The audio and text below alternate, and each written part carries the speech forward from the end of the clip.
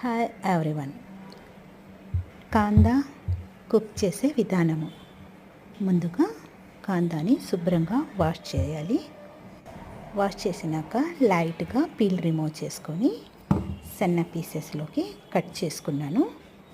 మనము ఎక్కువ సైజు ఉంటే మనకు ఎక్కువ వాటర్ పడుతుంది. ఎక్కువ వాటర్ వేయకూడదు కాందాలో. మనకు ఈ వాటర్లతోనే ఉడకాలి. ఈ వాటర్లోనే లైట్గా వేసుకోవాలి. నేను చిన్న హాఫ్ గ్లాస్ వాటర్ వేసుకున్నాను.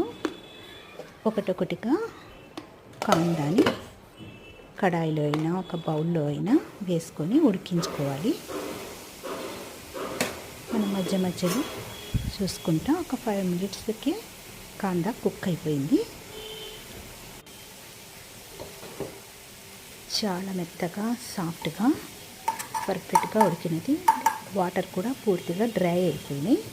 మనము ఎక్కువ వాటర్ వేసి ఉడకనిస్తే మనకు దీంట్లో ఉన్న పోషకాలన్నీ వెళ్ళిపోతాయి. అందుకని తక్కువ వాటర్ వేసుకొని బాయిల్ చేయాలి.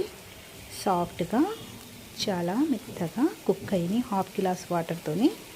ఇక్కడ నేను 400 గ్రామ్ కాందా తీసుకున్నాను.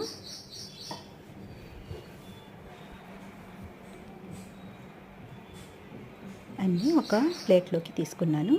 పర్ఫెక్ట్గా చాలా సాఫ్ట్గా ఉడికినాయి.